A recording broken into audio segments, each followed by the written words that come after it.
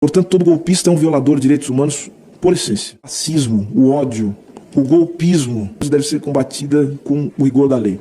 Isso implica, olhando para o mundo, olhando até para as intervenções do presidente Lula, dentro e fora do país, atuação internacional, que nós precisamos, portanto, ter um outro referencial quando nós pensamos em humanidade.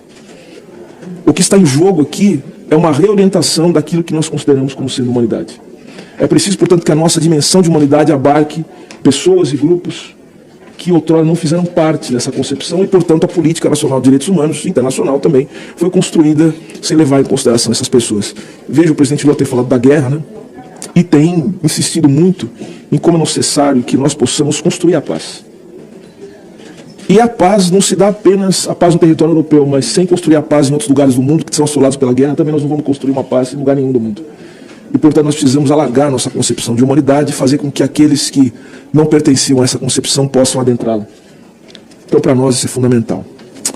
Pois bem, dito isso, eu vou rapidamente aqui falar um pouco sobre o que é o Ministério dos Direitos Humanos e da Cidadania, sobre algumas coisas que nós estamos desenvolvendo. Não vou poder falar de tudo, né, porque são muitas coisas, mas eu quero também falar de projetos para o futuro que são conectados com essa visão que eu externei agora há pouco. Então, lembrando que o Ministério dos Direitos Humanos e da Cidadania, né, que na minha concepção é um novo ministério, né, ele nasce, portanto, a partir de uma nova configuração que foi dada a partir da eleição do presidente Lula, que retomou o Ministério da Igualdade Racial, retomou o Ministério das Mulheres e agora Direitos Humanos e Cidadania. E o fato de ser cidadania não é apenas uma nomenclatura. É porque agora o Ministério dos Direitos Humanos ele será conectado com as políticas de promoção de direitos em todos os âmbitos. E um dos elementos que isso comprova é o fato de que há, dentre as atribuições do Ministério, a necessidade de cuidar da população em situação de rua. Então, as políticas que a gente chama de POP rua fazem parte também das atribuições do Ministério. Então, alargando, concretizando, ampliando a concepção de cidadania, que é da promoção de direitos. Temos 5 secretarias, além das assessorias especiais também, que praticamente têm o status de secretaria. São secretários, mas são ligados diretamente ao gabinete do ministro.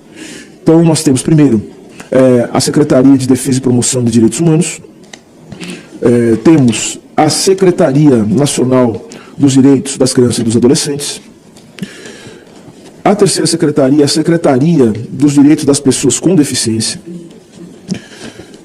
a quarta secretaria, a Secretaria dos Direitos das Pessoas Idosas e, por fim, a nova secretaria criada, que é a Secretaria dos Direitos das Pessoas LGBTQIA+. Então são essas 5 secretarias, além das assessorias especiais. Eu destaco aqui a Assessoria Especial de Políticas de Memória, Verdade e Defesa da Democracia. Então vejo que a defesa da democracia ela é fundamental para uma política de direitos humanos.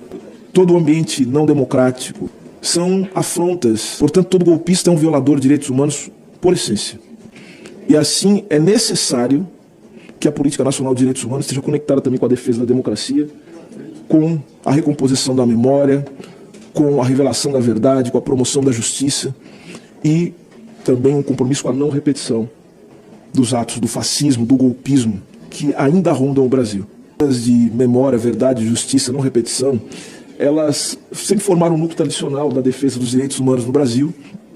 E eu disse ao Nilmário o seguinte, falei, Nilmário, nosso desafio agora é dar continuidade a isso que o Brasil ainda não deu conta, né? Que é justamente o fato de que nós estamos em dívida em relação ao nosso passado, a ditadura militar, né? Dia sim e o outro também louvado por certas figuras da política brasileira.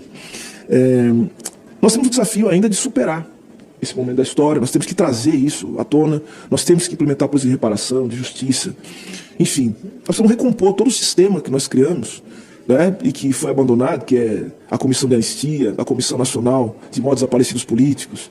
Nós precisamos retomar isso, fazer isso voltar a funcionar, inclusive porque isso, senador, não é só, como eu disse, boa vontade, é um imperativo que vem dos tratados internacionais com os quais o Brasil se comprometeu. Então precisamos retomar isso, sem dúvida nós precisamos avançar, porque o fato de que nós ainda estamos falando de questões ligadas à ditadura abriram espaço para o fascismo presente.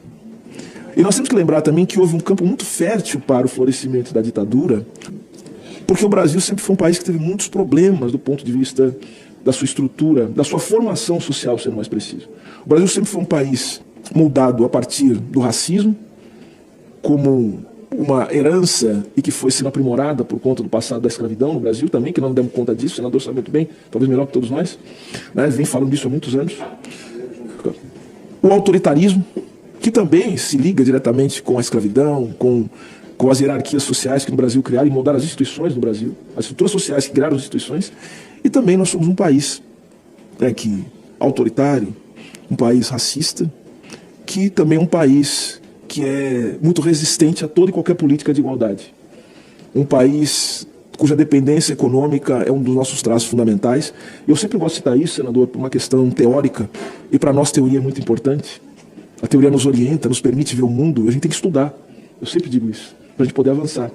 E eu gosto de dizer isso, senador, por quê? Porque se nós estamos discutindo economia aqui, e os nossos problemas econômicos, a desigualdade no Brasil, nós estamos discutindo as desigualdades no Brasil que são potencializadas e estruturadas pelo racismo e pelo autoritarismo.